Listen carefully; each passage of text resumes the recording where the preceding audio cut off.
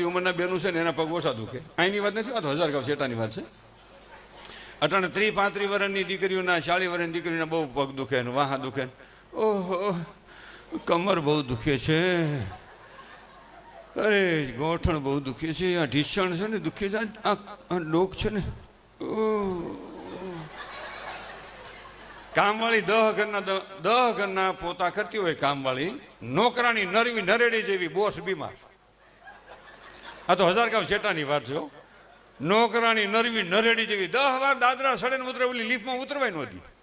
તો ઓલી જાય ને cut cut cut cut cut cut cut પાછી વહી આવે અને પોતા મારતી હોય ને ત્યાં શેઠાણી શું કે, અહીંયા આવતો ચંપા જે નામ હોય. હા એ કઈ એવું નથી.